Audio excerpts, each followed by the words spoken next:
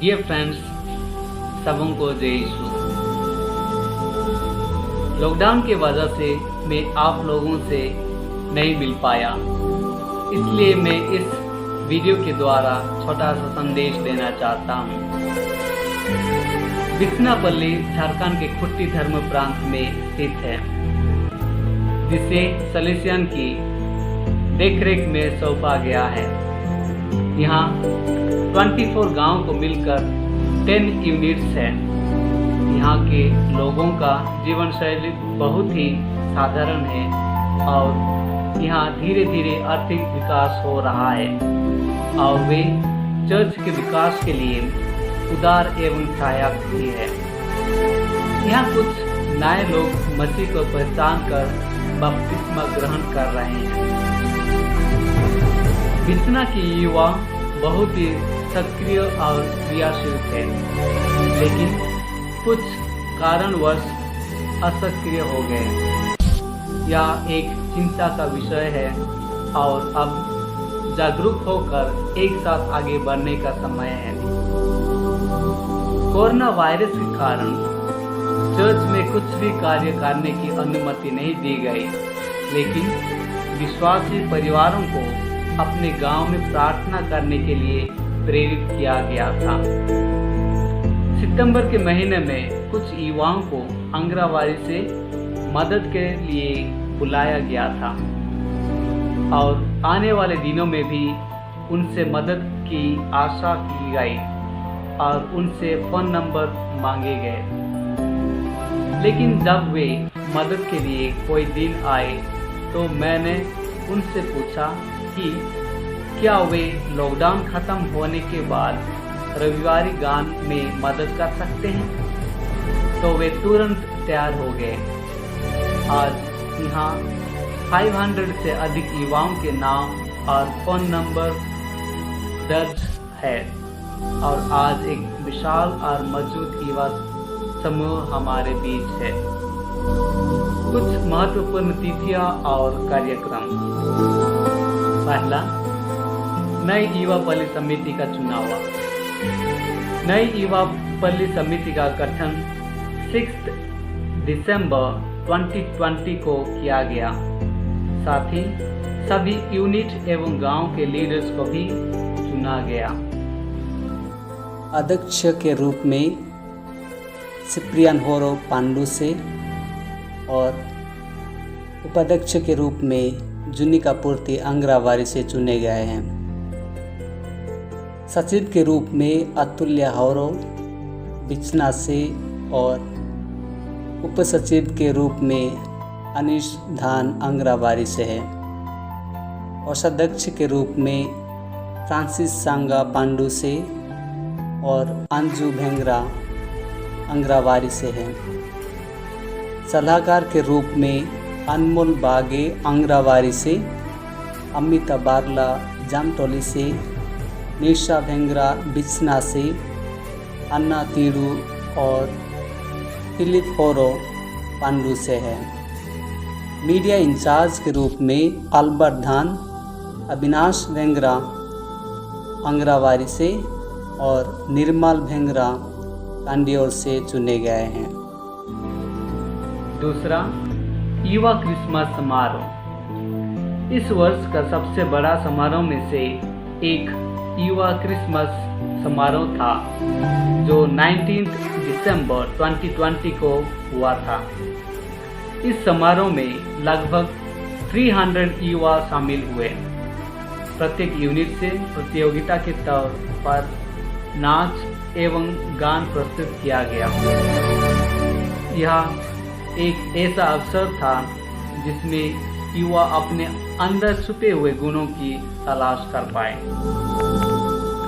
तीसरा, युवा picnic. Don Bosco कहते हैं, खेलो कूदो चिल्लाओ पर पाप मत करो। वास्तव में पिकनिक ही एक विश्राम और आनंद का समय होता है। इस वर्ष 3 जनवरी 2021 को युवाओं के द्वारा पिकनिक का आयोजन किया गया, जिसमें लगभग 200 युवा शामिल हुए थे। चौथा, युवा विनती उपवास। विनती उपवास एक आत्मिक जांच और मूल्यांकन का समय होता है। विनती उपवास के माध्यम से हमें एक दूसरे तथा ईश्वर के साथ रिश्ता बनाने का अवसर मिलता है। मेरा ऐसा मानना है कि इस विनती उपवास के माध्यम से बहुत से लोगों ने ईश्वर को अपने जीवन में अनुभव किया। यूहन्ना का सुसमाचार 15:5, ईश्वर के बिना हम कुछ नहीं कर सकते। यीशु के साथ घनिष्ठ संबंध हम सब विश्वासियों के लिए जरूरी है। 3 दिनों में हमने जो अनुभव किया उसे हमें संजो कर रखना चाहिए, क्योंकि ऐसा अवसर हमें बार बार नहीं मिलेगा। आइए हम उनके आशीर्वाद के लिए धन्यवाद दें और उनके द्वारा दिखाए गए रास्ते पर चलकर पुनः उनके बेटे बेटियां बने रहें। 5वां, पल्ली प्रतिनिधि का चुनाव। फ्रांसिस सांगा को दिल्ली प्रांत के लिए दिनांक 29 अप्रैल 2021 को बिचनापल्ली के युवा प्रतिनिधि के रूप में चुना गया। कार्य संचालन। इस वर्ष मैंने व्यक्तिगत रूप से अनुभव किया और देखा कि पल्ली की सभी गतिविधियां जैसे फीस डे, रविवारी गान, सजावट करना, टेंट लगाना, पल्ली दिवस, क्रिसमस गैदरिंग और पवित्र सप्ताह का संचालन युवाओं के द्वारा किया गया। इन सभी गतिविधियों में बहुत अधिक ऊर्जा और समय लगता है। हालांकि आप में से अधिकांश लोग विद्यार्थी हैं। अपने अपने घरेलू काम होने के बावजूद अपने चर्च के लिए बहुमूल्य समय दिया। ईश्वर आप सभी को आशीर्वाद दे, विशेषकर उन्हें जिन्होंने सहायता स्वरूप अपने हाथ आगे बढ़ाया। हम परमेश्वर के नाम पर और यीशु मसीह के प्यार के लिए जो कुछ भी करते हैं वह व्यर्थ नहीं जाता।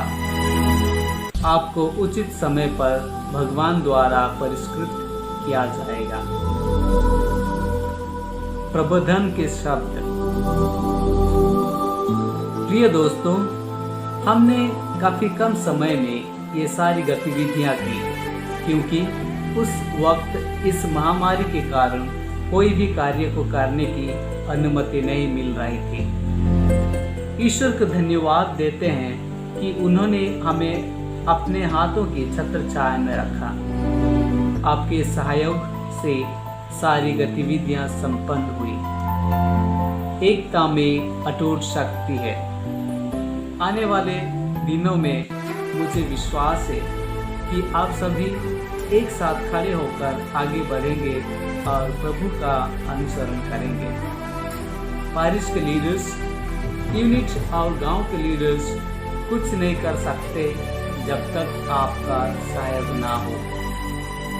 मैं उम्मीद के साथ प्रार्थना करता हूँ कि इस वर्ष जिस प्रकार आपने अपना कार्यभार संभाला, ठीक उसी प्रकार आने वाले दिनों में भी करते रहेंगे। अंत में एक छोटा सा संदेश देना चाहता हूँ। उपदेशक ग्रंथ 12 का 1 में पढ़ते हैं, युवा अवस्था के उत्साह को कम होने ना दे, अन्यथा आप अपने निर्माणकर्ता को भूल जाएंगे। अपनी युवावस्था की सम्मान करें इससे पहले कि आप बूढ़े ना हो जाए और कहे जीवन अब सुखद नहीं है। प्रिय दोस्तों, हम एक तीर्थयात्री के समान हैं और हम अपने अंतिम लक्ष्य के रास्ते पर हैं, जैसे स्वर्ग या ईश्वर। एक शिष्य ने गुरु से पूछा, गुरुवर आप बताइए कि मैं किस क्षेत्र में अपना सफल करियर बना सकता हूँ। उन्होंने मुस्कुराते हुए कहा, एक अच्छा इंसान बनो। इस क्षेत्र में बहुत सारे अवसर हैं, पर कम प्रतियोगिता है। जीवन में उत्सव तो मनाना चाहिए, लेकिन अपने अंतिम लक्ष्य को कभी नहीं भूलना चाहिए। इस जिंदगी के सफर में हमने बहुत सारे उतार चढ़ाव का सामना करते हैं। दुख और सुख तो हमारे जीवन का एक हिस्सा है।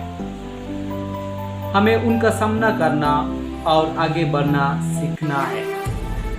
हर एक लम्हा, हर एक गतिविधियाँ, चाहे वह अच्छा हो या बुरा, हमें एक सबक जरूर सिखाता है।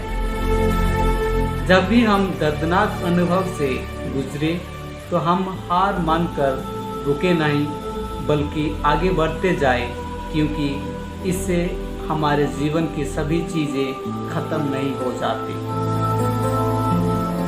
प्रिय मित्रों, इस वर्ष हमने अपने जीवन के सभी पहलुओं को विकसित करने का प्रयास किया। हमारे पास आनंद मनाने का, अपने गुणों को खोज करने और अपने नेतृत्व के गुणों को सीखने का अवसर था। हाँ, हमारे पास बहुत सारी चीज़ों को करने का प्रतिकूल समय नहीं था, इस कारण हम उन्हें वास्तविक रूप में नहीं कर पाए। हम अपने जीवन में लगातार सीखते रहेंगे और जीवन को बेहतर बनाने की कोशिश करते रहेंगे। तो आइए हम अपने सफ़र को जारी रखते हैं जैसे हमने शुरू किया है। ईश्वर हम सबों को आशीर्वाद दे। माता मरियम हमारे जीवन के हर एक क्षण में हमारे साथ रहे और हमें उनके पुत्र यीशु मसीह के करीब ले जाए। Thank you.